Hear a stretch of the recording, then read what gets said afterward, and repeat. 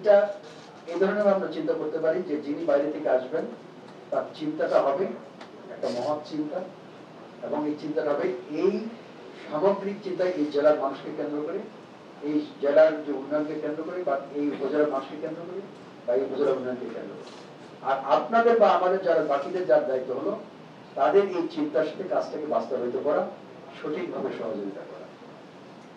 আমরা শুধু লক্ষ্য করেছি যে সম্পদের কারণে কোনো এলাকার উন্নয়ন থেকে বঞ্চিত হয় না, সম্পদের অভাব নাই।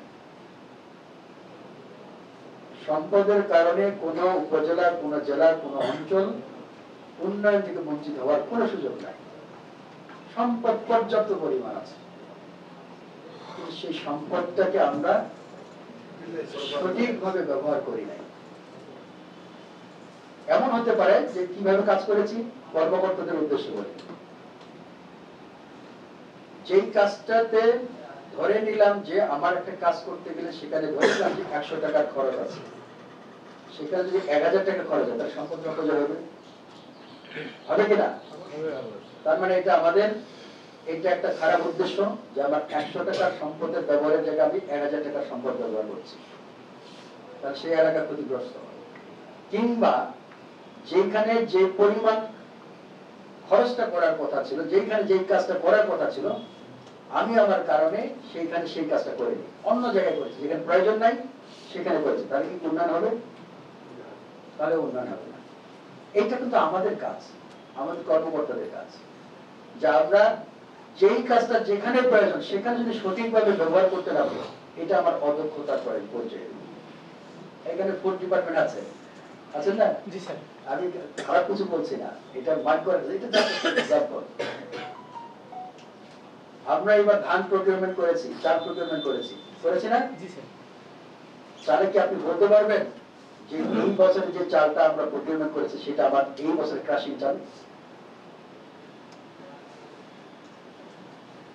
Very simple. আমরা ক্রাশিং করেছি, প্রকিউরমেন্ট করেছি, গভর্নমেন্ট থেকে টাকা দিয়েছি, প্রত্যেকটা চালের থেকে মেয়াদ থাকে না? 1 বছরের চাল কিনতে 5 বছর পর্যন্ত রাখা যাবে? সে কোয়ালিটি থাকবে? 3 বছর থাকবে? সেটা রাখা যাবে?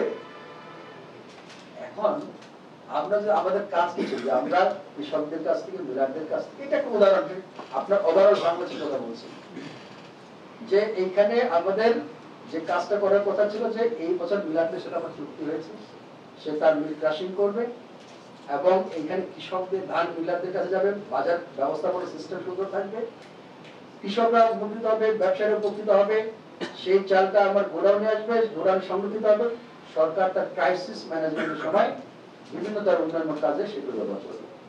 সব জায়গায় কিন্তু একটা সুন্দর একটা সিস্টেম আছে। যদি খেয়াল করে দেখেন যে আমি যদি আমার এই অর্থ বছরের চালটা যদি সংগ্রহ না করি, পুরাতন চাল যদি সংগ্রহ করি, তাহলে একটা হলো যে সরকার যে টাকা রাখছে সে টাকাটা ক্ষতিগ্রস্ত হবে, যে মিলারের যে কৃষকরা ধান বাজারে বিক্রি করে মিলাররা কেনার কথা ছিল সেই ধান বাজারে মিলার কৃষকরা সঠিক দাম পাবে না, কারণ মিলার তো তার বাজার থেকে ধান কিনছে না, তার তো ধান কিনে ক্রাশিং করছে না।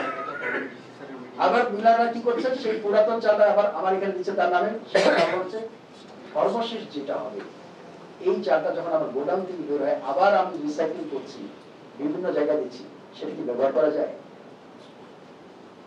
আমরা চাল কিনছি কত টাকা কিনছি? 42 টাকা, 47 টাকা, 49 টাকা সর্বশেষ। 49 টাকা যদি আমরা চালটা কিনে থাকি, এখানে আমার কমিশন আছে, মিলার থেকে আমরা কমিশন দেব। ধরে নিলাম যে ওই চালটা বাজারে আপনার আমি যদি কিনতাম তাহলে সেটা 40 টাকা পাওয়া যেত, 42 টাকা পাওয়া যেত। আমরা মিলারদের কাছ থেকে সেটা আমরা 49 টাকা কিনছি, সরকার এখানে বাকিটা আপনার লস দিতে রাজি, কোনো সমস্যা নাই। কিন্তু এই চালটা যখন আমরা কোনো উন্নয়ন প্রকল্প দিয়ে বাইরে বিক্রি করি, বাজারে কি সেই চালটা 42 টাকা বিক্রি হয়? হওয়ার সম্ভাবনা নাই। কেন নাই? কারণ ওই চালটা যদি আমার এই অর্থ বছরের চাল হতো তাহলে কিন্তু ঠিকই সেটা কিন্তু বাজারে যে চাল 42 টাকার চাল, এই চাল একই চাল হতো, কারণ এই চাল তো পুরাতন চাল, এই চাল তো আর বাজারে কিনবে না। আমরা কিন্তু এই দীর্ঘ সময়ে এই 50 বছর 54 বছরে এই কাজটা করে এসেছি। বাংলাদেশ যে টিকে আছে এখন পর্যন্ত, এটা তো মহান আল্লাহর একটা রহমত। এটা শুধু একটা উদাহরণ। আমাদের বাকি সব সেক্টর যদি আমরা চিন্তা করি, এটা আমরা রেসপন্সিবল।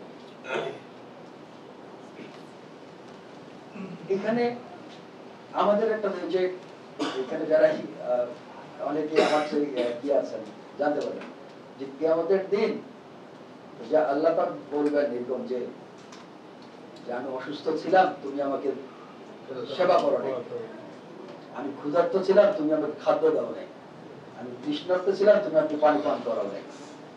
বলবে না এরকম? প্রশ্ন করবে না? তখন বান্দা বলবে যে আপনি তো স্বয়ং সম্পূর্ণ, আপনি তো রব, আপনার ক্ষুধার তো প্রয়োজন নাই, আপনাকে খাবার দিব কিভাবে? বলছে আমার এক বান্দা ক্ষুধার্ত ছিল, তুমি তাকে খাবার দাও নাই।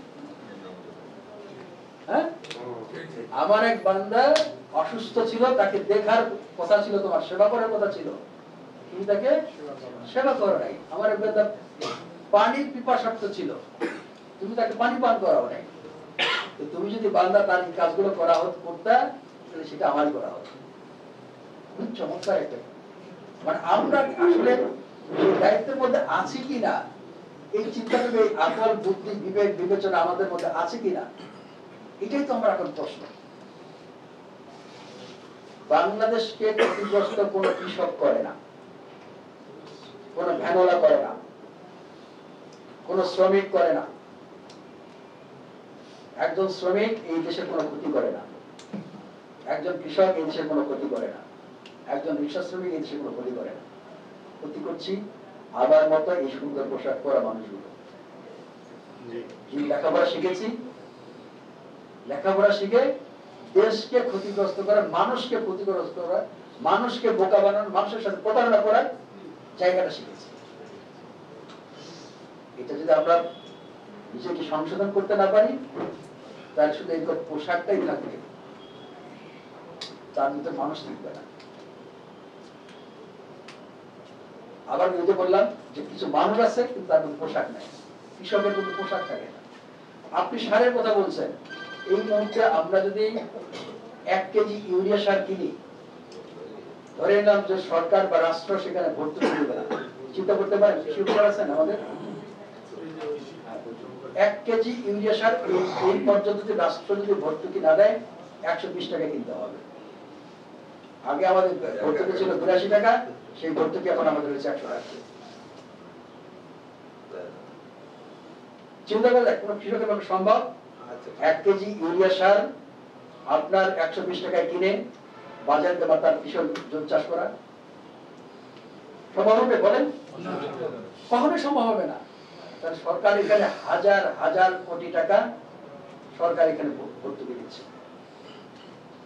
আমরা যদি এই ছোট দায়িত্বটুকু যদি পালন করতে না পারি, 1 কেজি ইউরিয়া সারের দায়িত্ব দিতে না পারি, প্রোডাকশন দিতে না পারি, কৃষকদের নিরাপত্তা দিতে না পারি, তাহলে আমরা কি কাজ করছি?